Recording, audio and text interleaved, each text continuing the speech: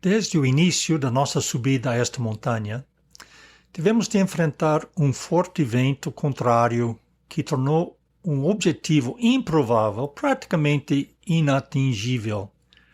Estávamos em Bend, Oregon, por cerca de uma semana, visitando algumas igrejas quando recebi um telefonema do pastor de uma igreja no estado vizinho de Idaho.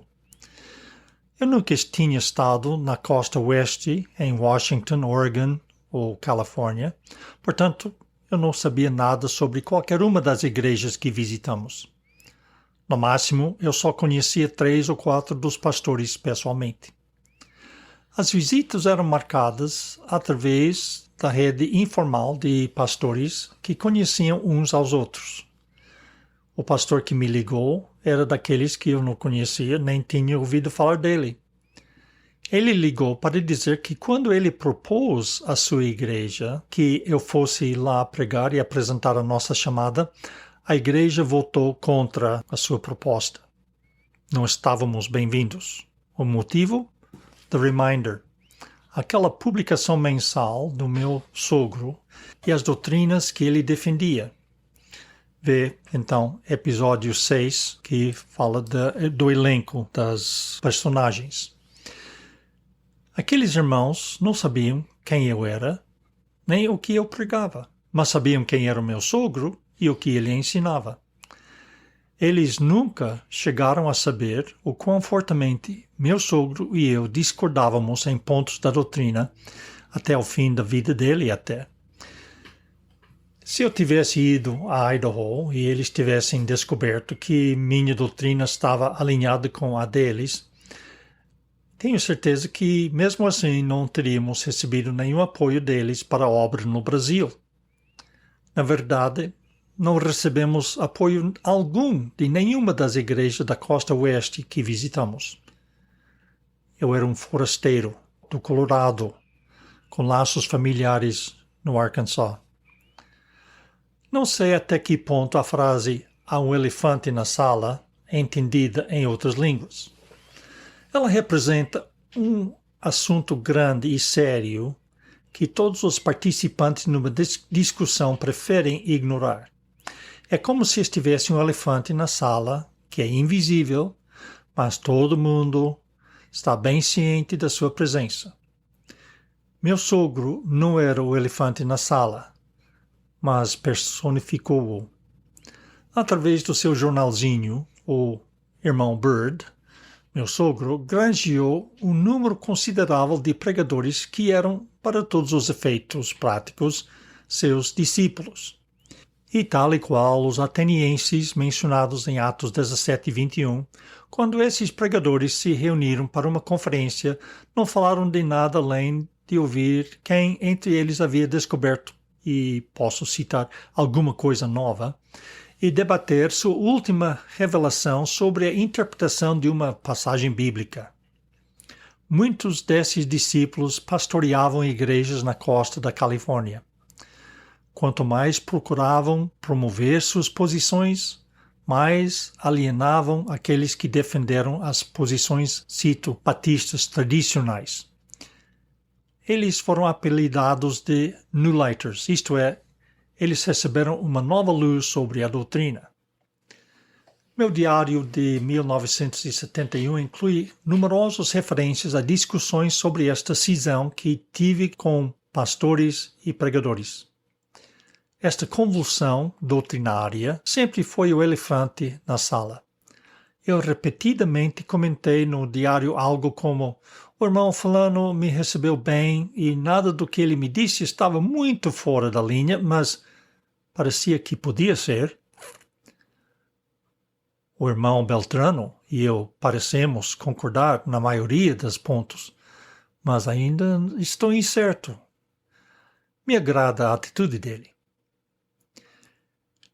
Tive conversas com pastores que têm desentendimentos, mas tentei dar-lhes o benefício da dúvida.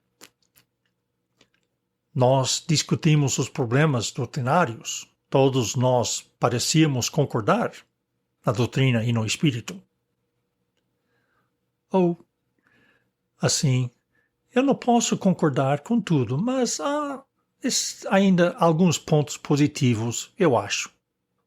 Na Califórnia, assisti a uma assembleia da Associação de Igrejas Batistas Missionárias, na qual uma igreja foi expulsa da associação acusada de abraçar heresias relacionadas com estas disputas doutrinárias e por apoiar um querido colega missionário que eu conhecia há anos.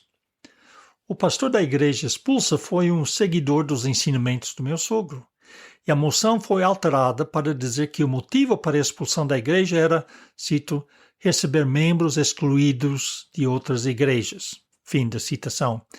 Em vez de, como era na moção original, abraçar heresias. Comentei no diário, as atitudes e ações de certas partes eram evidentemente anticristãs e infantis, impróprias do povo do Senhor. Este foi o campo de batalha doutrinário que eu tive de percorrer. Em todo lugar, fui pressionado para afirmar a posição de um dos lados ou condenar a visão oposta. Por respeitar meu sogro e aos seus anos de estudo, tentei ver o lado positivo da sua interpretação das Escrituras, como se vê nos comentários que fiz. Ao mesmo tempo, nunca consegui abraçar os seus ensinos plenamente. Sempre havia algo que me escapou na tentativa de pôr o dedo no erro fulcral. Passariam quase 30 anos antes de eu perceber onde a lógica daquela posição falhou. Só então é que todas as peças se encaixaram. Mas naquele momento, perdemos toda a ajuda das igrejas que nos apoiavam nos 30 anos no Brasil e em Portugal. Quando a ruptura com a posição do meu sogro se tornou definitiva nos anos 90, ele escreveu uma carta pessoal a mim, acusando-me de rejeitar a verdade das Escrituras, isto é, a sua interpretação do que os batistas deveriam acreditar. E disse que eu tinha escolhido o caminho fácil de aceitar, entre aspas, a tradição, que ele rotulava de protestantismo. Pelo contrário, eu respondi, eu escolhi o caminho difícil de rejeitar a tradição, a minha tradição, que no meu caso foi a doutrina que ele e outros promoveram e na qual fui criado. Expliquei que tinha abraçado alegre e plenamente a verdade das Escrituras e, como Jesus disse, a verdade me libertou. Não diria que o caminho que escolhi foi fácil, mas fiquei tão liberto que até fiquei livre de receber ajuda das igrejas. Não adianta entrar em pormenor sobre as questões que inflamaram o discurso entre nossos irmãos e igrejas. Só falo disto porque era importante para mim decidir de uma vez para todas que lado tinha razão à luz da Bíblia. E apesar de todas as minhas tentativas de ver o lado positivo que esses irmãos estavam dizendo, eu só tive paz quando tomei uma posição aberta e lhes disse de vez: sua interpretação das Escrituras e da história está errada. Olhando para trás agora, vejo que acabei não concordando plenamente com nenhum dos dois lados. Assumo a minha própria posição de acordo com o que leio na Palavra de Deus e não me preocupo em estar alinhado com qualquer grupo ou sistema de ensino, mas unicamente com as Escrituras.